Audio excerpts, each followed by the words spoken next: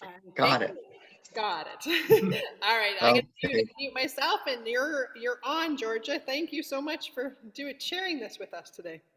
Oh, my pleasure. Thanks a lot, Jody. Well, hi, everyone. I'm really glad to be here and excited to share some of the stuff that I find that really, really helps me keep my hair on in these crazy times.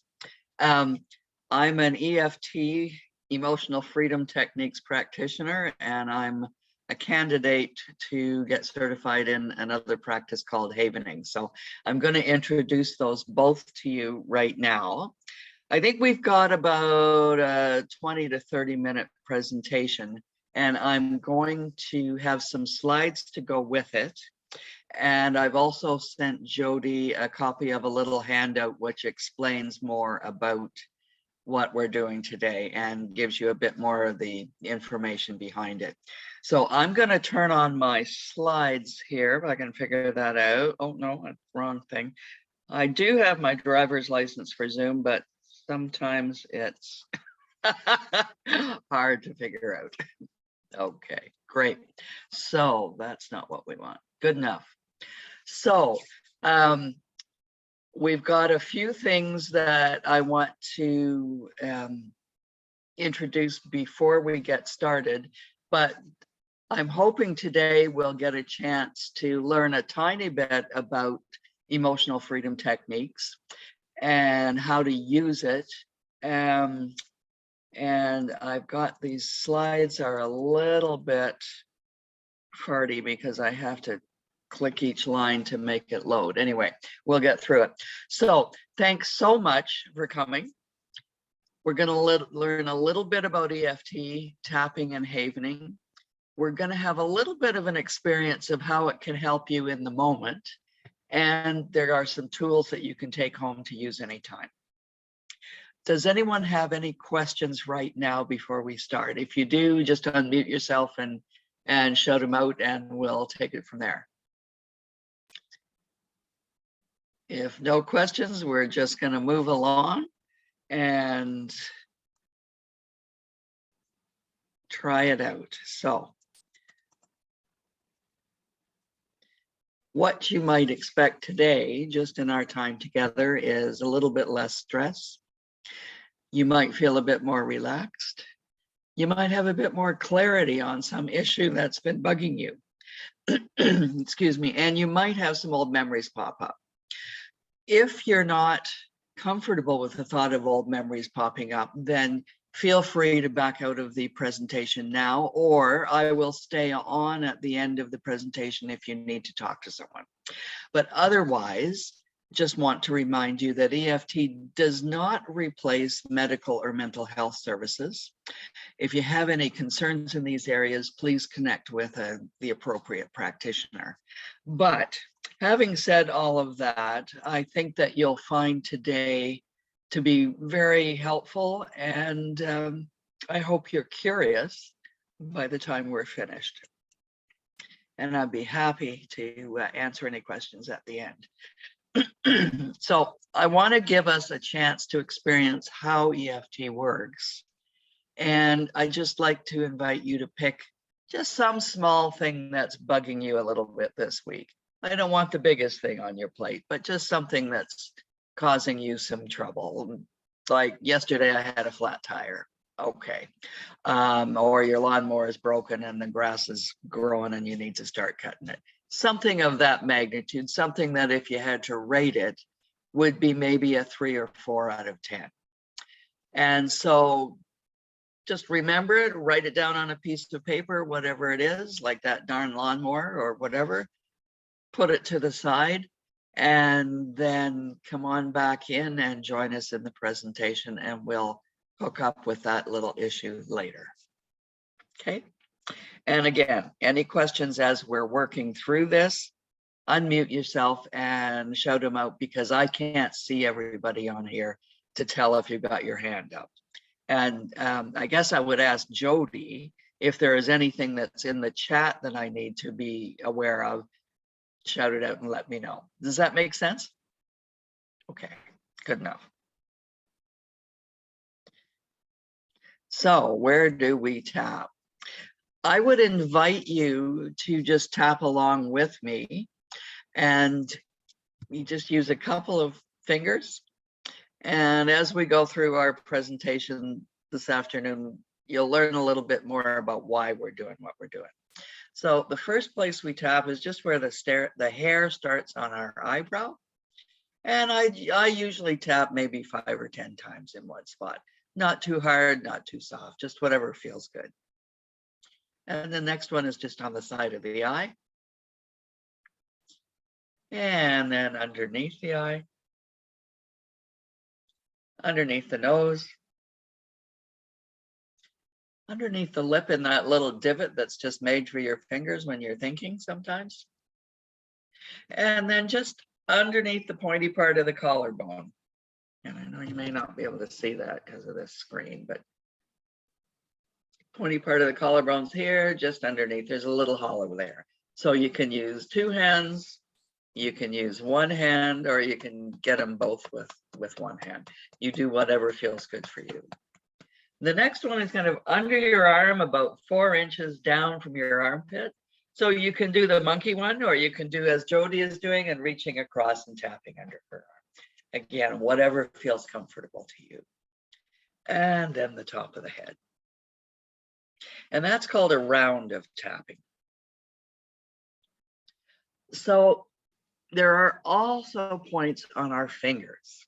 So if you were to hold your hand up, getting ready to shake it, you would be tapping just on the top, just at the side, where the side and the back of the nail joins, just on the skin beside that.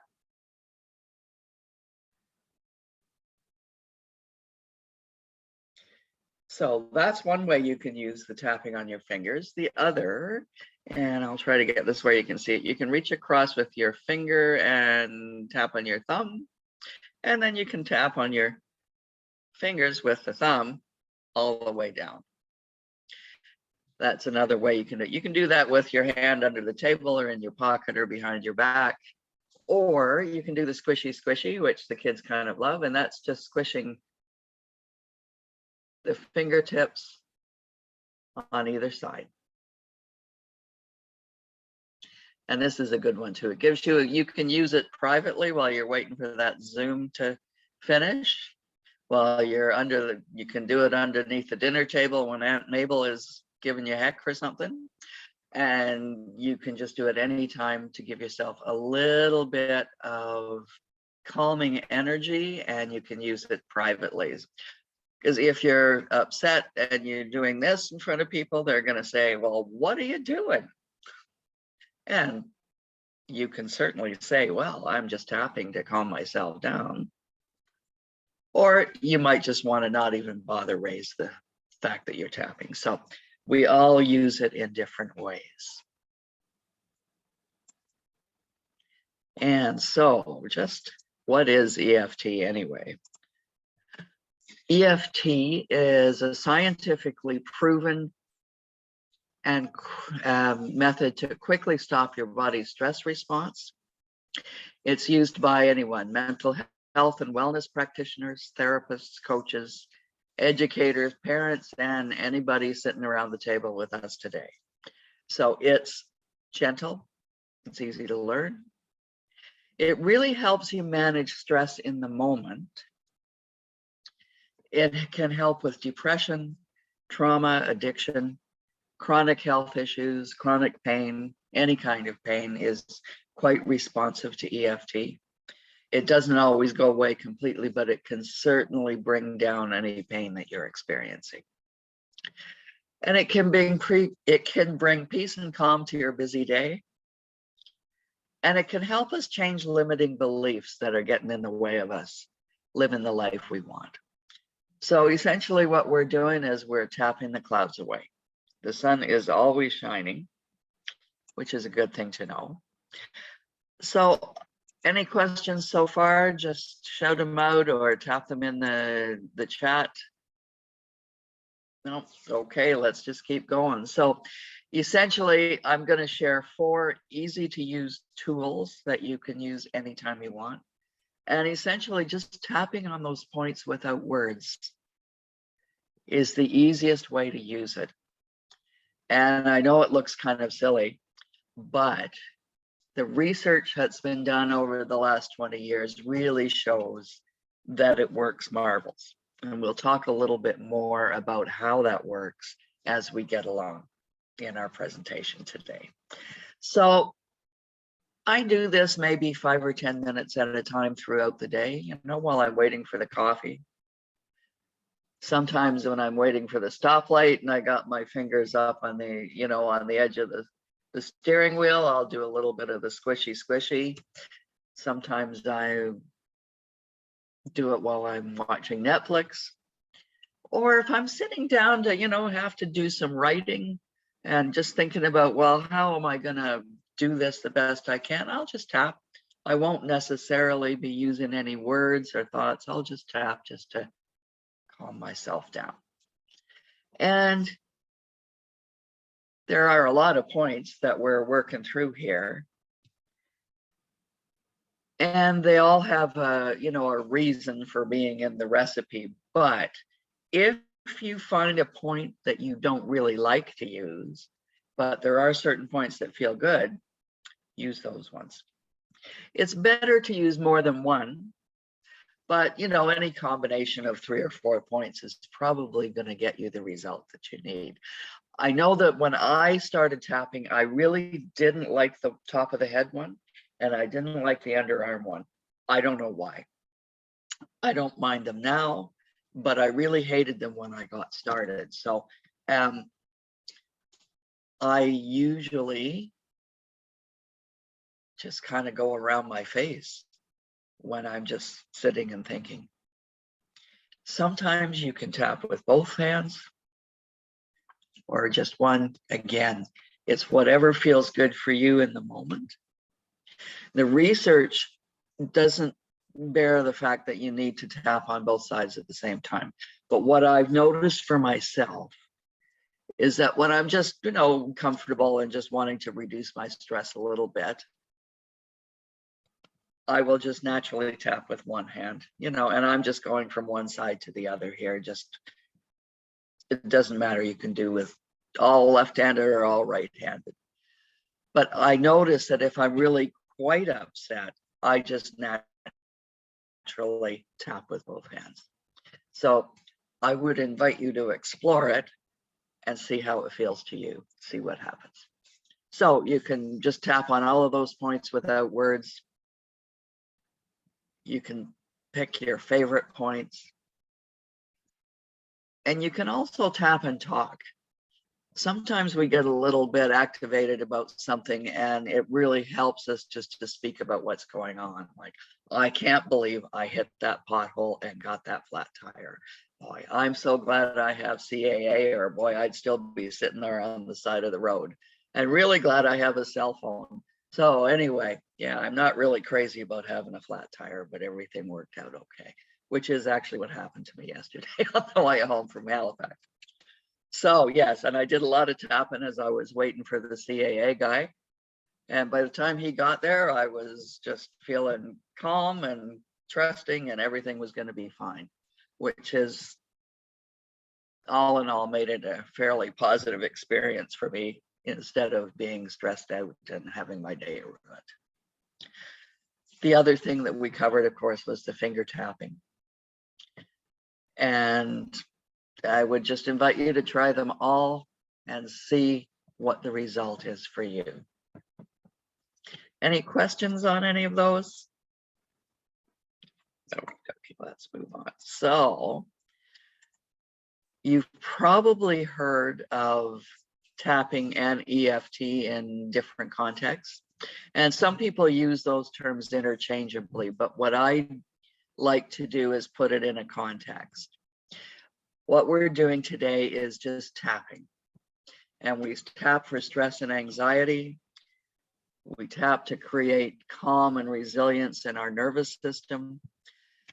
And we tap on our fingers or face or both.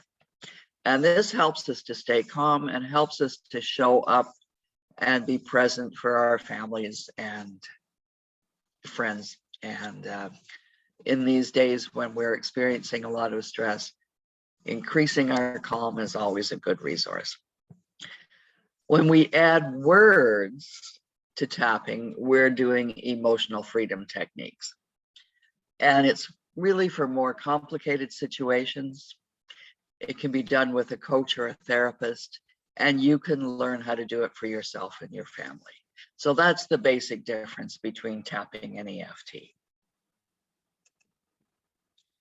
And there's another practice that I want to introduce for you today because I find it really yummy. It's a cousin of tapping, and it also has had a lot of research to show how it does impact our nervous system and calm us down. So there are 3 motions to havening. And the first one is just you put your hands across on either shoulders and you just stroke down the arms to the elbows and lift your hands back up and do it again. So this havening is a self-soothing motion, and the research has shown that it has a really big impact on our brain chemistry. So it helps us to calm down, be more present, and if we're particularly prone to having all those yakety voices in our head saying, well, you got to do the laundry and you have to get your shopping list done and you have to do all of these things, and oh my goodness, that's going to happen and this could be worse. And when you get all of those voices going in your head, the tapping can help, and so can the havening.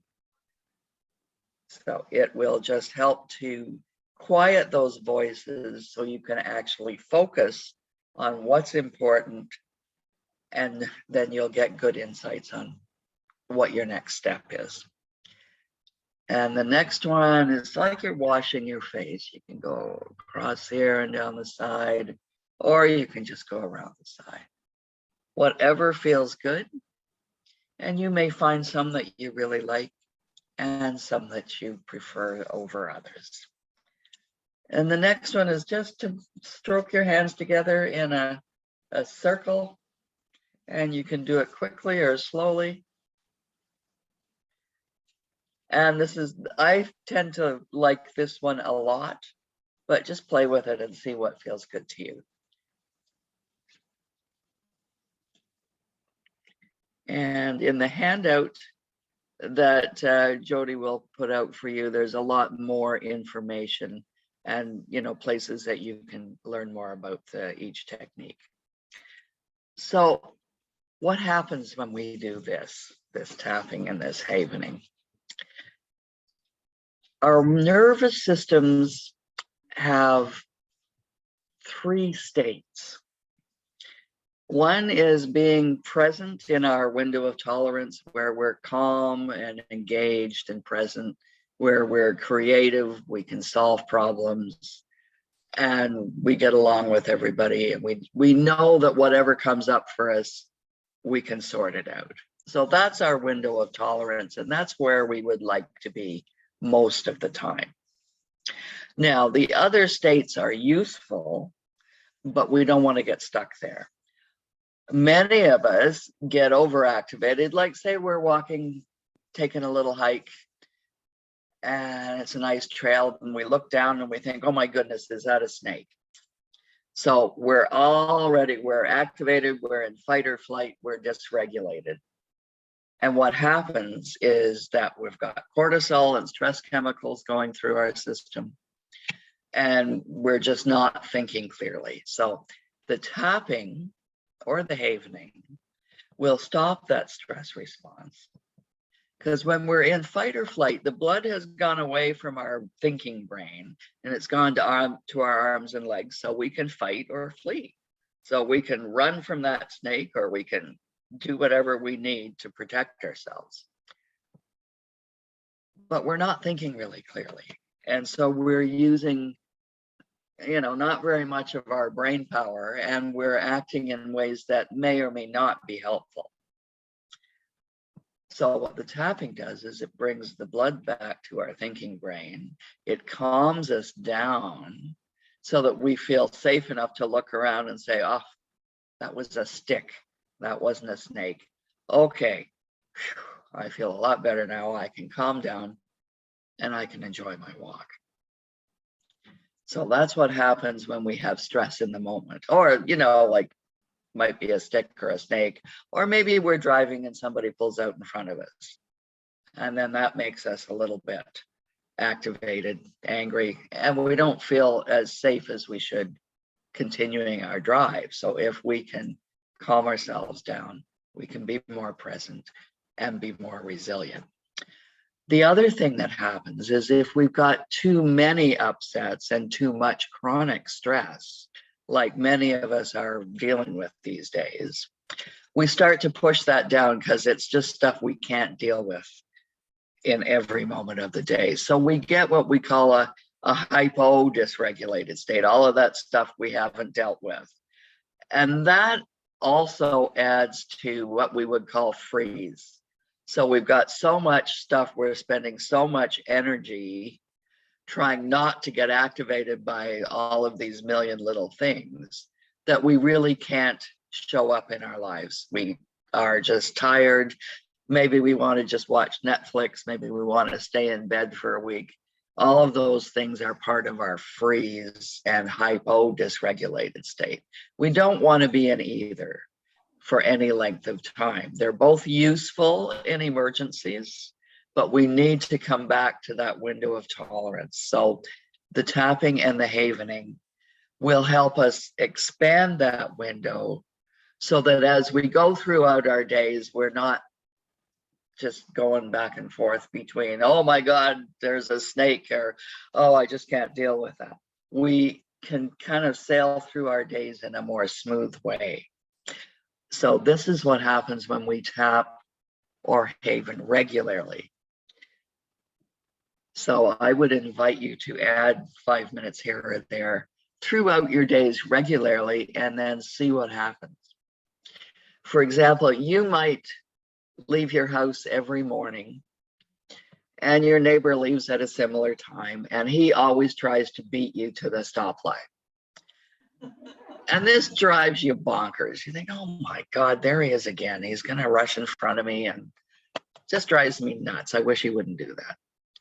If you can do a little bit of tapping every day and bring a little more resilience to your window of tolerance, someday you're going to get out there and that neighbor is going to rush to the stoplight and you're going to go, there he goes. That's fine. I'm fine. This is not bugging me today. And that's when you notice that you have more of what they would call resilience. And so the tapping is like putting money in your resilience bank account so that when something big does happen, you can also use it to come back into a safe and grounded state more quickly, which is where it's really, really valuable. And does it really work? Well, there's been a lot of research on both havening and tapping. This gives a little bit of a summary of what's happened with over 100 peer-reviewed research studies on tapping. Cortisol can come down as much as 37%, and this is based on an hour of tapping. So if you do 5 minutes here and there throughout your day, you can easily get up to an hour of tapping. And cortisol is our main stress chemical. When we have cortisol in our system, we have more inflammation, and that leads to a number of health problems. So the more we can reduce cortisol, the more our physical and mental health is going to be better. Tapping also increases immune system markers, 113% up. That's a lot.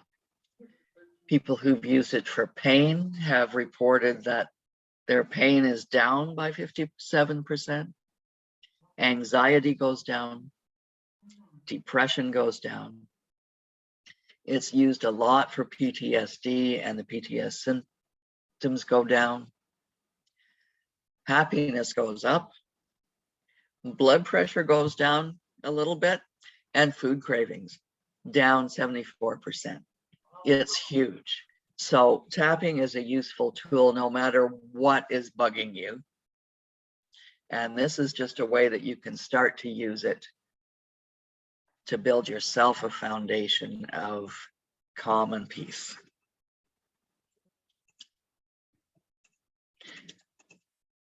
So I just want to test and see where we are. Check into that issue that you identified earlier. What's the intensity now? Has it gone down? Yes. Did anybody have it go up? If it went up, it might just mean that you're a little bit more connected to the issue. And if it did, I would say just keep tapping, because it's bound to come down. Sorry, is that a question? Oh, I just thought I forgot what the issue was. Ah, there you go. See? That's a great result. Okay. Did anybody have any new insights? Was it something that was bothering you that you didn't know how to solve the problem? Sometimes that happens. Because what happens when we tap, as I said, is if we get upset about something, the blood's not in our thinking brain. But when we tap, we bring more blood here. So maybe you'll get an insight about, oh, geez, I thought that problem would never go away and I never knew what to do with it. And now I got an idea. Let's see if this works. So you may get new insights around things that are bugging you.